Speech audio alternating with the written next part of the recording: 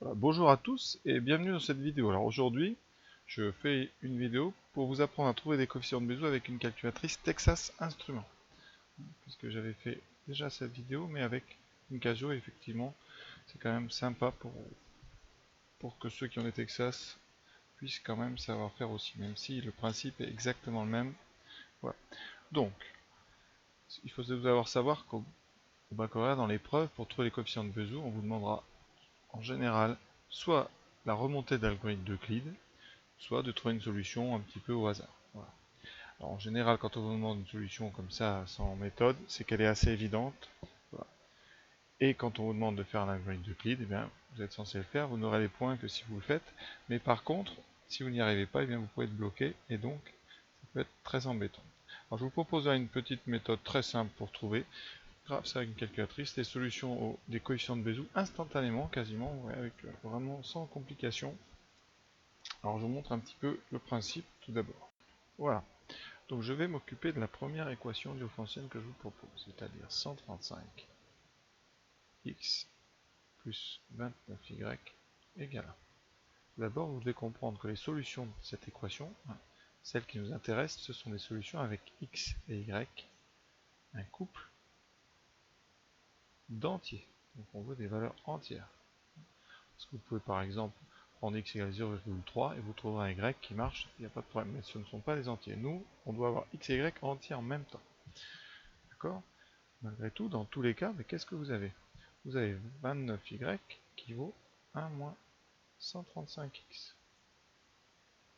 D'accord? Et en isolant y, on trouve y qui vaut 1 moins 135x divisé par 29. Donc on est toujours à la recherche d'un couple x et y d'entiers, tel que y soit 1 moins 135x sur 29, c'est-à-dire 135x plus 29y égale 1. Voilà, et bien c'est là l'idée, on va taper ceci à la machine. On va considérer que c'est une fonction de x, et donc on va utiliser le menu de la calculatrice qui permet de rentrer des fonctions, et on va rentrer donc 1 moins 135 grand X sur 29. Et on va faire un tableau de valeurs avec des grands X entiers, allant de 1 en 1. D'accord? C'est-à-dire qu'on va régler le pas de 1 en 1, partir d'entier, et on va aller chercher des valeurs de y qui sont entières. Je m'explique en utilisant la calculatrice. Je l'allume, je vais dans le menu, donc je rentre ici en haut à gauche la fonction. Je vais déjà rentrer, vous voyez, c'est donc 1 moins 135x divisé par 29. Voilà. Ensuite, deuxième étape, je vais aller régler le pas du tableau. C'est-à-dire, je vais dans table 7, ici, ou réglage table, et je vais indiquer un départ. Alors, vous choisissez là vraiment, par exemple, je vais mettre moins 20, et je vais aller de 1 en 1. Ici, vous avez le pas. Et là, maintenant, je vais dans le tableau de valeurs.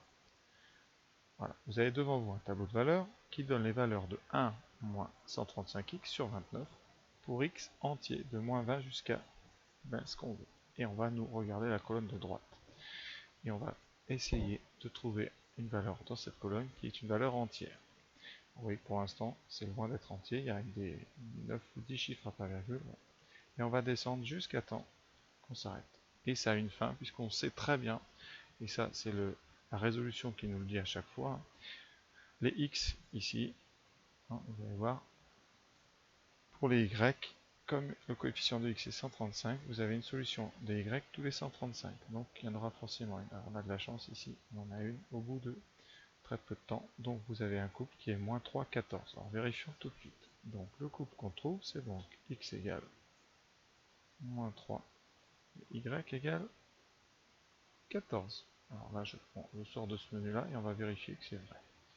Alors, donc, je sors de là, donc, quit, et je vais calculer donc 135 fois moins 3, plus 29 fois 14. Je calcule et j'obtiens bien 1. Donc j'ai trouvé un couple d'entiers qui est solution de cette équation. Alors si vous voulez d'autres solutions, vous continuez à descendre. Et on va regarder dans la colonne ici des y les valeurs entières. Attention, ça peut faire des pièges. Par exemple ici vous avez un 107 qui apparaît, mais c'est en fait un 107 décimal avec 0,00345, donc ce n'est pas un entier. On continue. Vous avez un 121 ici affiché. Ah, il est entier. On va vérifier. Alors vérifiez toujours quand même. Et bien voilà, vous avez donc une deuxième solution. Alors, on va quand même la vérifier. C'est x égale donc 26 et y est égal à moins 121. Alors qu'est-ce qu'on retrouve ici d'important?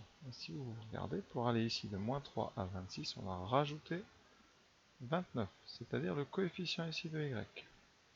Et ici, dans y, vous avez perdu moins 135, justement le coefficient de x.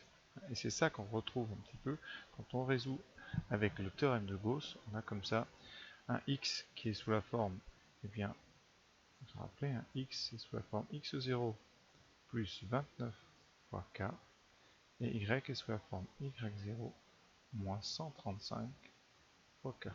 C'est ce qu'on trouve quand on applique, on fait toute la démonstration. Et si vous pouvez vérifier, je continue à descendre, le suivant, donc logiquement, sera en 26 plus 29, c'est-à-dire en 55. Donc je vais tester tout de suite. Alors j'aurais pu taper 55, mais on va bien. Et voilà, on trouve le suivant en 55, etc. Et donc vous en trouverez un toutes les 29. Donc voilà le principe. Vous voyez que ça marche à merveille. Donc je vais faire rapidement les BCDE, et comme ça maintenant vous saurez trouver de façon artisanale un couple de solutions, un couple des coefficients de Bézout avec la calculatrice TI.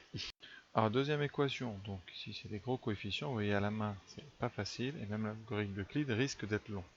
Donc on écrit 137, alors pour aller doucement, 137y égale 2 moins 726x, donc y vaut 2 moins 726x sur 137. Voilà. On allume la calculatrice. D'ailleurs, ici, je vais même faire... Oh non, je vais faire que la Texas, on est dans une vidéo Texas. Donc ici, j'efface donc ceci. Donc pour effacer, et bien voilà, je vais faire mieux. Et je tape donc 2 moins 726 fois x divisé par 137. Et cette fois-ci, eh bien c'est exactement pareil. Je vais régler mon tableau. Alors, bon, moi là, je vais mettre moins 20. Hein. Mais vous savez un petit peu ce qui va se passer. Alors là, ici, si on a bien retenu le cours, vous trouverez donc des solutions pour des x tous les 137. Donc il faudra peut-être taper plusieurs fois. Donc vous pouvez commencer à moins 50 hein, ou à 0 comme vous voulez. Il faudra peut-être appuyer 137 fois. Il suffit d'être patient, c'est tout. Donc je commence à moins 20 puis on va regarder. Voilà, donc on regarde la colonne. Ah ben, miracle. Le premier, bon, on va faire comme si c'était un coup de chance. Hein. On va descendre, on va aller chercher le suivant. Donc je vais appuyer, vous avez compris, 137 fois. En direct. Je suis arrivé. Voilà, c'est pour vraiment vous montrer qu'il n'y a pas de trucage. Et je sais, on y arrive, on est à 60. Toujours pas de valeur entière, j'en ai vu une, elle n'est pas entière, vous voyez. Voilà, mais oh, une autre non plus. Vous voyez. On continue, 461, elle n'est pas entière. 514, elle n'est pas non plus. On se rapproche, hein. On est bientôt.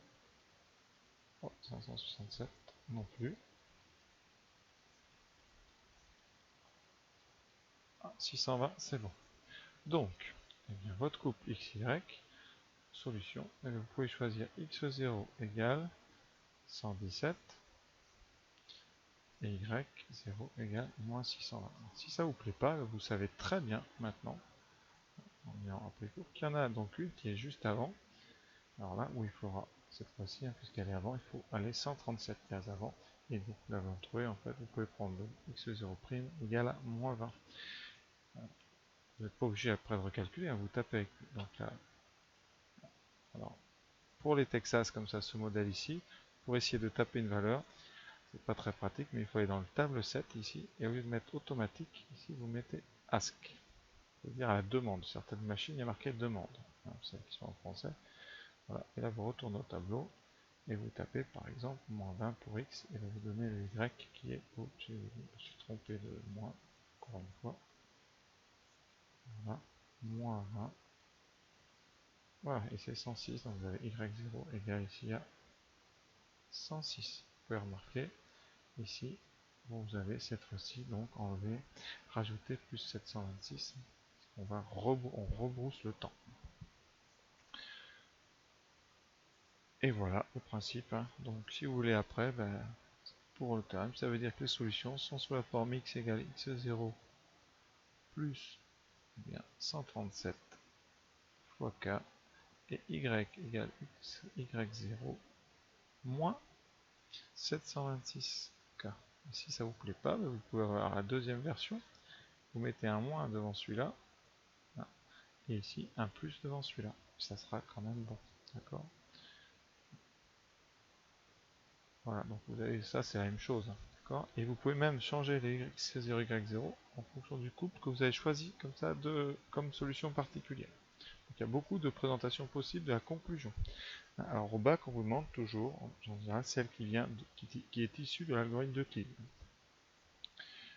Je continue rapidement, je fais le C. Voilà, donc la suivante, j'ai déjà mis toutes les formules. Voilà, 1 moins 27x sur 11, on tape la fonction et vous avez ce tableau-là. Voilà. Ici, vous trouvez donc moins 13 et 32. Donc la solution, un couple solution, c'est x0 égale moins 13, y0 égale 32. La suivante, donc c'est 3 moins 48x divisé par moins 11. Donc je rentre, vous voyez ici. Le tableau 7, moins 17, ça va. Et on va regarder. Il y en a déjà une ici. Voilà, parfait. Moins 13, moins 57. Si elle vous plaît pas, évidemment, vous continuez. Vous en cherchez une qui est peut-être, voilà, celle-là, qui est peut-être plus petite. Moins 2 et moins 9. Voyez, ça, et donc vous avez un peu de solution ici. Moins 2, moins 9. Le dernier. Donc le dernier, alors en fait le tableau. Hein, donc ici j'ai rentré la fonction.